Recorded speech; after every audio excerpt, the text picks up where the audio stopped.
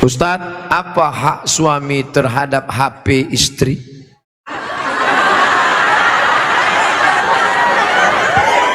Karena banyak pertengkaran gara-gara HP.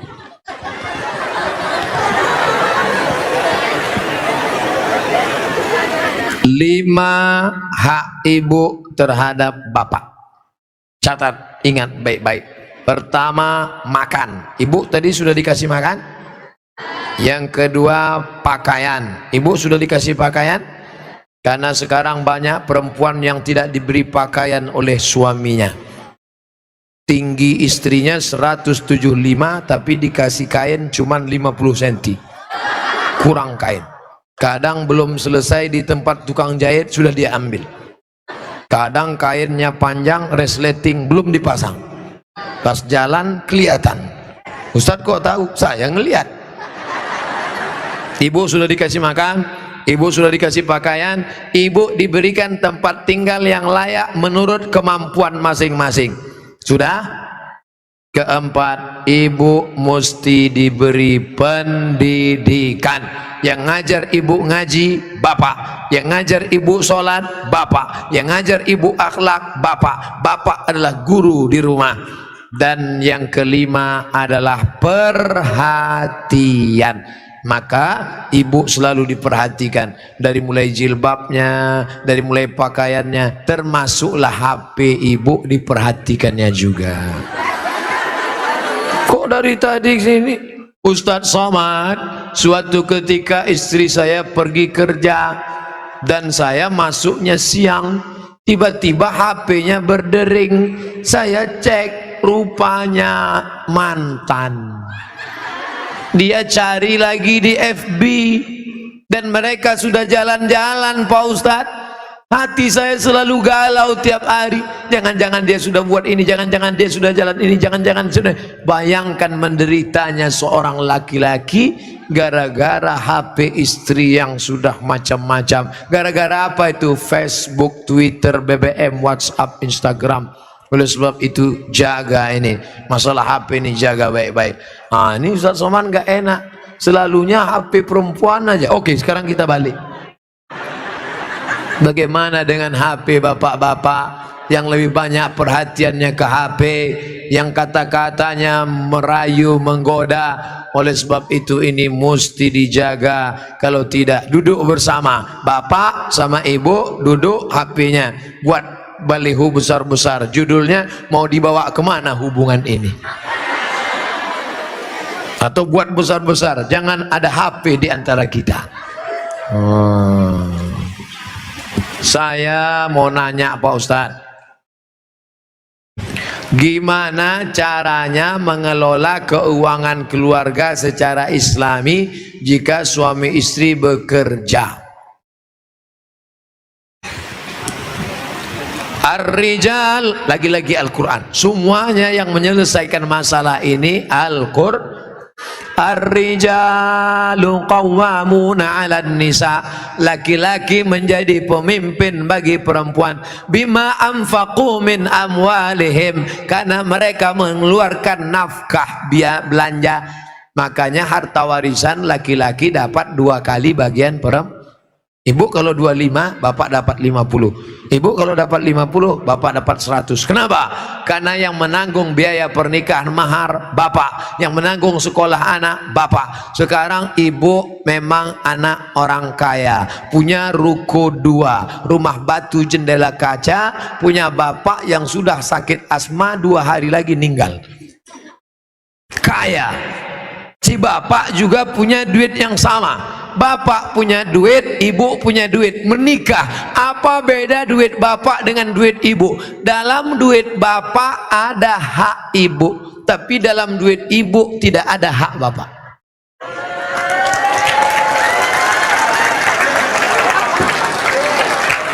Dalam uang bapak ada kewajiban nafkah untuk ibu, dalam duit ibu tidak ada. Tapi karena ibu cinta mati, maka ibu berkata, "Mas, aku tahu engkau kere, miskin, susah melarat. tapi aku sudah terlanjur cinta padamu. Jangankan uang ini, nyawa pun kuberikan. Ambillah semuanya dengan syarat jangan kau nikah lagi.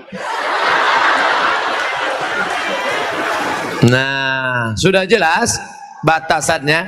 Jadi kalau ada ibu punya kontrakan, PNS, pegawai, punya gaji, ibu tetap ngomong ke suami, mas, aku mau kirim uang ini ke anak yatim, mau biaya anak pesantren, mau kasih wakaf beras 1 karung. Tapi ibu ngomong ke bapak itu bukan minta izin, karena uang itu memang punya ibu. Ibu ngomong sebagai adab, sopan santun, tata krama, budi bahasa. Jadi bapak jangan kegeeran, dan ibu jangan kurang ajar. Mas, ini uangku, ini kos-kosanku, ini rumahku, terserah aku. Kamu mau ikut ya, kalau enggak lebih dari kamu bisa aku dapatkan. Jangan, luka hatinya. Galah patah boleh disambung, kaca retak boleh direkat, hati yang sakit kemana obat akan dicari. Nah, oleh sebab itu maka jaga.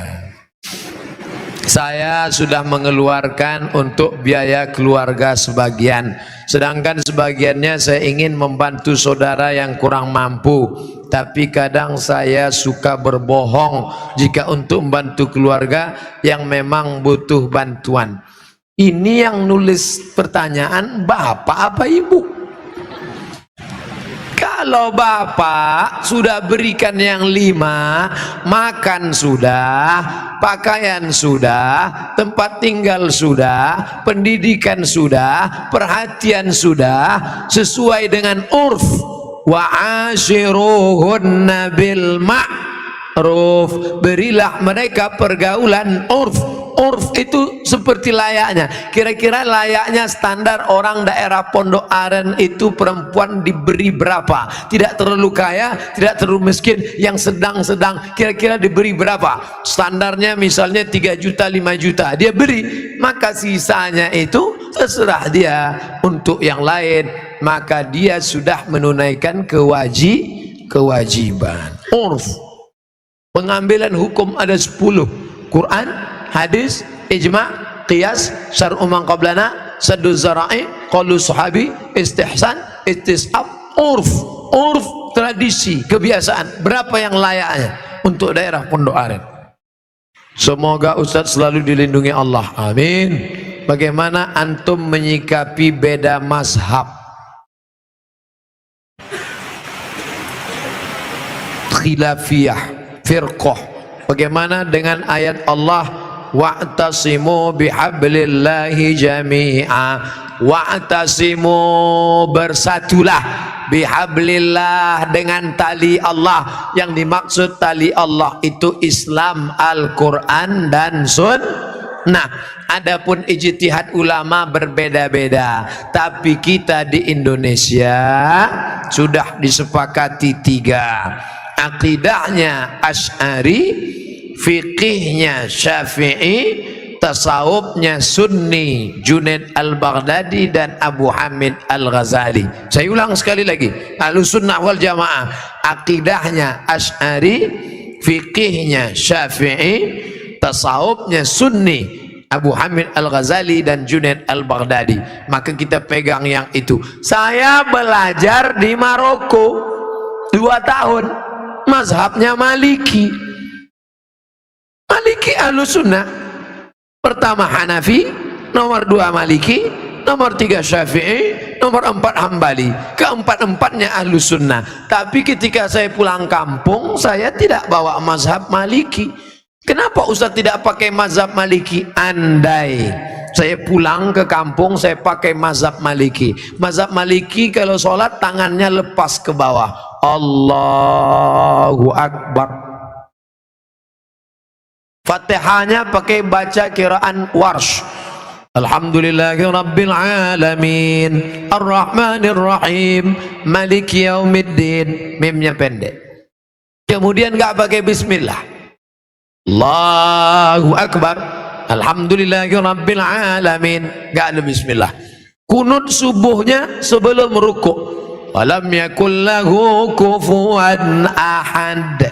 baca kunut. Kunutnya nggak bunyi. Andai saya buat sholat subuh seperti ini di masjid dekat rumah saya, Allahu Akbar, Alhamdulillahirabbil alamin, Ar-Rahmanir-Rahim, Maliki Yaumiddin. Selesai sholat pasti jamaah komplain semua, tolong sholatnya diulang, tadi imamnya ISIS. Menimbulkan fitnah karena mereka tidak tahu. Di sini diajarkan qiraat sab'ah mutawatirah, ditambah 3 masyhurah, ditambah 4 syazah, 14 qiraat dipelajari di sini. Ditambah lagi nagham, bayati, sobana, awan, sika, jaharka, bayati, ras. Faham mereka tajwidnya. Tapi tidak semua masyarakat ngerti. Andai anak pesantren Al-Qur'aniyah sholat di luar masjid, dibacanya qiraat lain, walam yakul lahu kufuwan ahad, maka makmum dengar, wah ini aliran sesat ini. Bukan berarti dia salah, tapi dia takut menimbulkan fitnah. Maka dalam masalah-masalah yang kita sepakati, mari kita berlapang dada. Adapun yang kita sudah berbeda, mari kita terima perbedaan selama dia masih Ahlus Sunnah wal Jamaah. Syekh Abdurrahman Sudes, Imam Masjidil Haram, selama di Makkah nggak pernah pakai bismillah jahar. Allahu Akbar, Bismillahirrahmanirrahim, Alhamdulillahi Rabbil Alamin, Ar-Rahmanir-Rahim. Tapi begitu beliau jadi imam di Istiqlal, Allahu Akbar, Bismillahirrahmanirrahim. Loh, kok si Abdurrahman Sudes di Istiqlal pakai bismillah jahar? Dia tahu orang Jakarta mazhabnya Syafi'i. Mazhab Syafi'i bismillahnya jahar. Mazhab Hanafi Hambali bismillahnya sir, Bismillahirrahmanirrahim. Mazhab Maliki nggak pakai bismillah sama sekali. Ketiga mazhab ini Ahlus Sunnah wal Jamaah. Tapi kalau mayoritas masyarakatnya Syafi'i, jangan bawa mazhab lain karena khawatir memecah belah umat.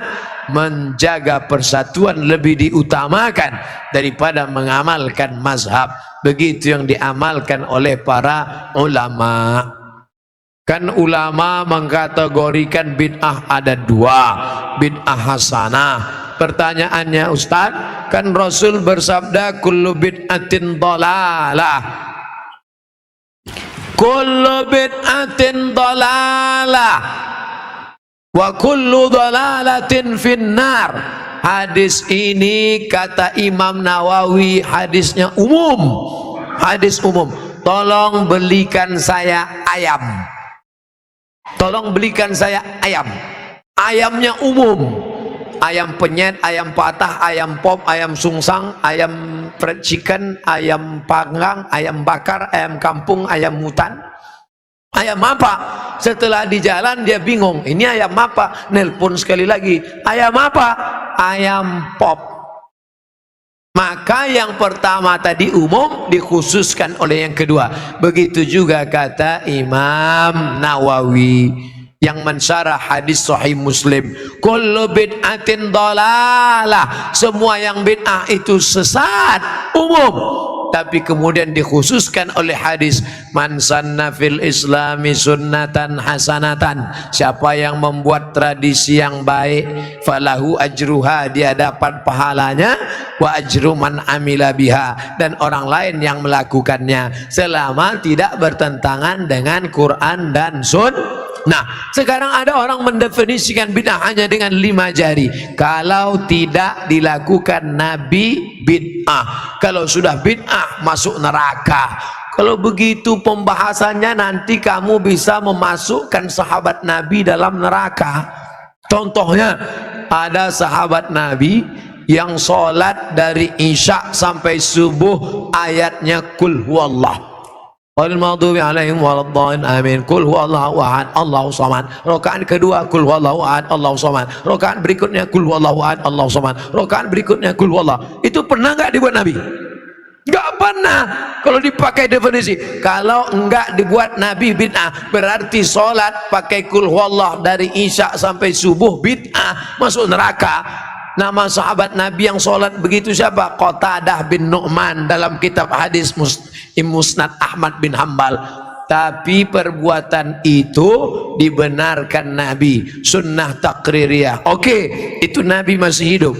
Bagaimana dengan Abu Hurairah? Abu Hurairah sebelum tidur malam menyimpul tali 2000 simpul tali dipakai bertasbih sebelum tidur malam. Subhanallah, subhanallah, subhanallah, subhanallah, subhanallah. Ada diajarkan Nabi, hai orang-orang beriman, sebelum kau tidur malam ambil tali jemuran, buat 2000 simpul, sebelum tidur petik 2000. Ada?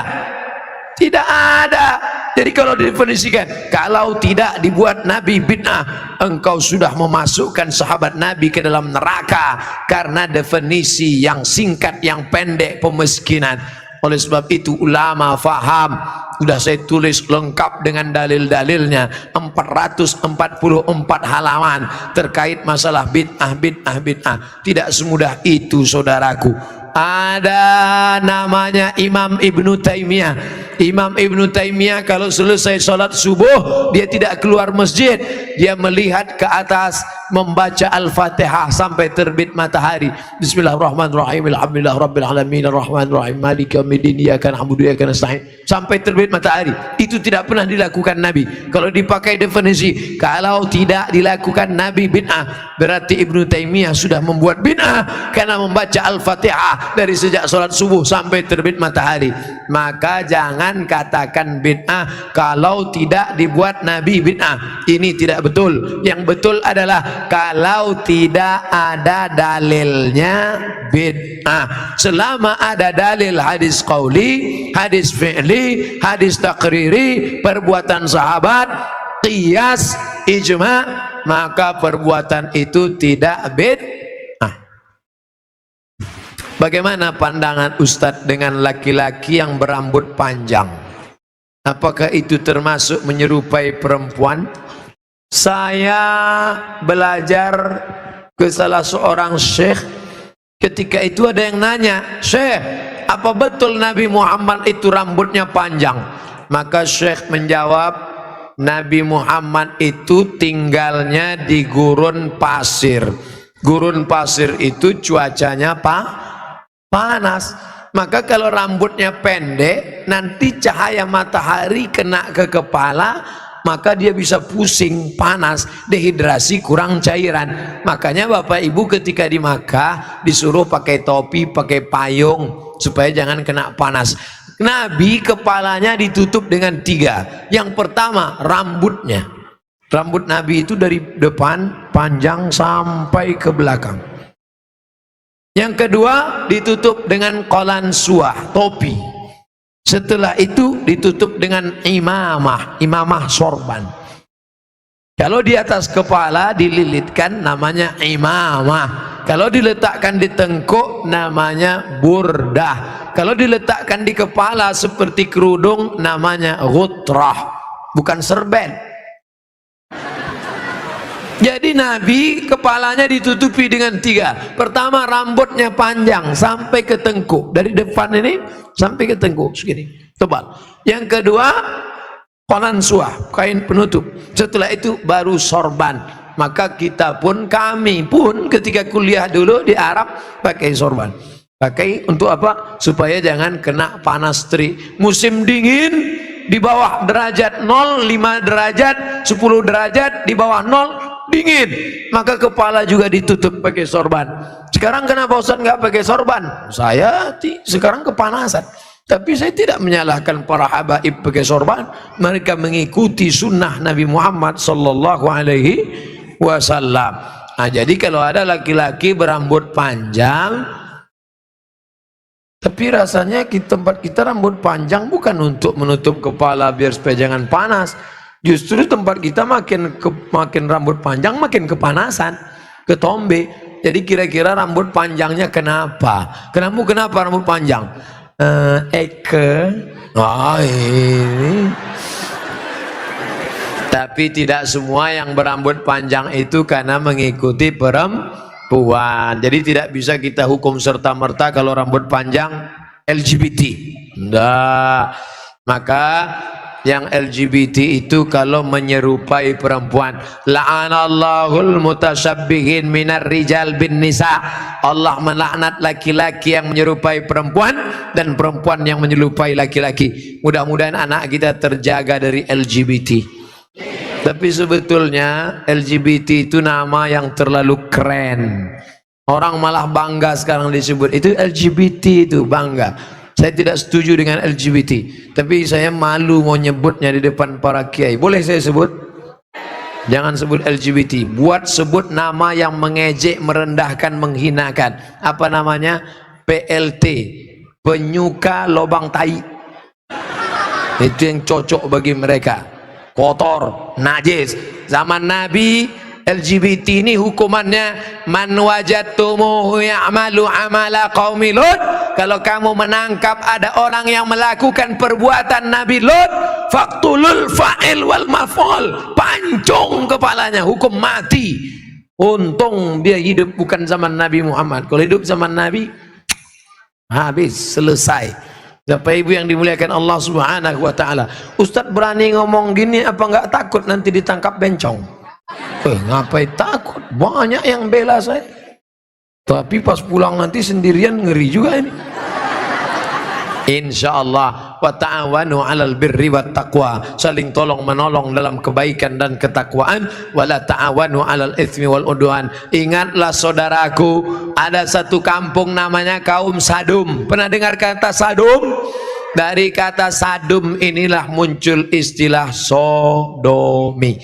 Sodomi artinya perbuatan orang Sadum, umat Nabi Lut. Bagaimana hukuman Allah? Ja'alna 'aliyaha safilaha. Bagian atas kami turunkan ke bawah, bagian bawah naikkan ke atasnya.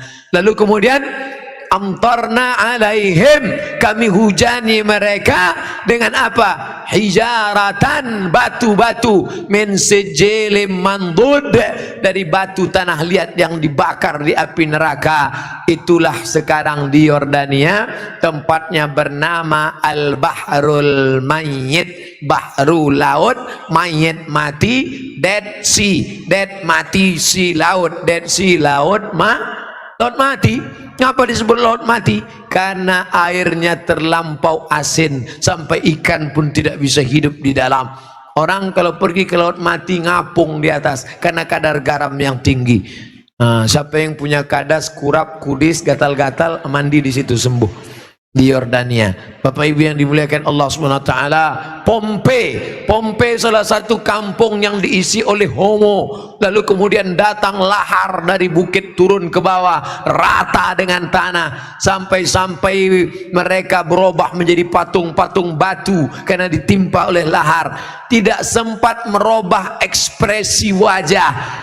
Ekspresi wajah orang homo yang mati dalam keadaan melakukan hubungan seksual terlarang tak sempat merubah dari wajah kesakitan dengan wajah penderitaan. Begitu yang dialami masyarakat Pompei. Oleh sebab itu kita berdakwah, mengajak bukan karena benci tapi karena ingin menyelamatkan supaya kita selamat. La ta'murunna bil ma'ruf, ajak mereka berbuat baik, wala tanhauna 'anil munkar, larang mereka jangan sampai melakukan perbuatan mungkar. Kalau kamu diam saja, aku tidak khawatir, kata Sayyidina Ali, aku tidak khawatir tentang betul dan batil, batil dan betul, karena dunia ini isinya betul dan batil. Yang aku khawatirkan adalah ketika kebatilan merajalela, orang yang betul diam. Karena orang betul diam, maka orang batil menyangka betul, yang betul menyangka batil, batil betul, betul batil. Orang yang betul diam, ibu yang betul diam, bapak yang betul diam, yang batil berkuar. Akhirnya yang batil merasa betul, orang yang betul diam 1000 bahasa.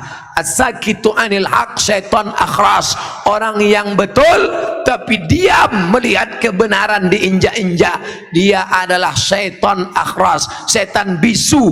Begitu kata Imam Abu Ali Ad-Daqqaq yang dikutip oleh Imam An-Nawawi dalam kitab Al-Minhaj Syarah Sahih Muslim Ibn Al-Hajjaj. Maka bersuaralah saudaraku, anak-anak muda, lawan kemungkaran ini, terus berperang dengan HP-mu. HP-mu adalah senjata, bukan menebarkan kebencian, bukan menebarkan hoax, tapi dalam rangka watawasau bil haq watawasau bis sabr. Allahu Akbar. Itulah kaji kita pada malam hari ini. Tausiah sudah 60 menit, menjawab pertanyaan 30 menit. Pas setengah 11, dari jam 9, 10, setengah 11 kita lanjutkan dengan membaca doa ala hazihin niyah al-fatihah. A'udzu billahi minasyaitonir rajim. Bismillahirrahmanirrahim. Alhamdulillahi rabbil alamin. Arrahmanir rahim. Maliki yaumiddin. Iyyaka na'budu wa iyyaka nasta'in. Ihdinas siratal mustaqim. Siratal ladzina an'amta 'alaihim ghairil maghdubi 'alaihim waladdallin. Amin. Allahumma arhamna bil Qur'an. Curahkan rahmat kepada kami dengan kemuliaan Quran. Waj'alhu lana imaman wa nuran wa hudan wa rahmah. Jadikan Quran sebagai imam kami, sebagai penerang cahaya kami, sebagai rahmat bagi kami ya Allah. Allahumma dzakirna minhu ma nasina. Ingatkan kami ayat-ayat yang pernah kami lupa. Wa 'allimna ma yanfa'una. Ajarkan ilmu yang bermanfaat bagi kami ya Allah. Warzuqhu tilawatahu warzuq tilawatahu ana al-laili wa atrafan nahar. Berikan kami kesempatan untuk membaca Al-Quran pagi, petang, siang dan malam. Allahumma ja'al abna'ana wa banatina min huffazil Quran wal hafizat. Jadikan anak-anak kami menjadi para penghafal Quran. Minal mujahidina fi sabilik bi amwalihim wa anfusihim. Mereka berjuang menolong agamamu dengan harta dan nyawa mereka. Allahumma dafa'an al-ghala wal waba wal fahsya wal riba wal liwat wal zina wal munkar. Selamatkan negeri kami dari malapetaka bencana, dari musibah, dari LGBT, dari perbuatan zina, dari riba, keji dan munkar. Allahumma a'inna, tolong kami, ala zikrika, supaya hati kami selalu berzikir mengingatmu, wa syukrika, selalu bersyukur padamu, wa husni ibadatik, selalu beribadah dengan ibadah terbaik. La tada'lana dzamban illa ghafarta. Keluar dari majlis ini dalam keadaan bersih dari dosa. Wala dainan illa qadaita. Tolong kami melunasi hutang piutang riba. Wala maridan illa syafaita. Ada yang sakit di antara kami, angkat penyakitnya, sehatkan ya Allah. Wala mayitan illa rahimta. Yang sudah meninggal dunia, lapangkan kuburnya. Wala aziban illa zawajta. Yang lajang, yang gadis ingin menikah, mudahkan jodohnya. Wala raghiban illa anjabta. Yang ingin punya anak, berikan anak yang saleh dan salihah. Allahumma ja'al ma'had Al-Quraniyah ma'hadan aziman. Jadikan pesantren tahfiz Quran Al-Quraniyah menjadi pesantren yang besar ya Allah. Ka'batan lil ulum wa thaqafah, menjadi tujuan mencari ilmu pengetahuan. Min masyariqil ardi ila magharibiha, dari segala penjuru anak-anak umat Islam mencari ilmu kemari ya Allah. Allahumma barik lana fi amwalina, berikan berkah pada harta kami. Wa barik lana fi auladina, berikan berkah pada anak-anak kami. Wa barik lana fi azwajina, berikan berkah pada pasangan hidup kami. Wa barik lana fi kulli ma a'taitana, berikan berkah pada semua yang kau titipkan pada kami ya Allah. Rabbana ighfir lana dzunubana, ampunkan dosa kami.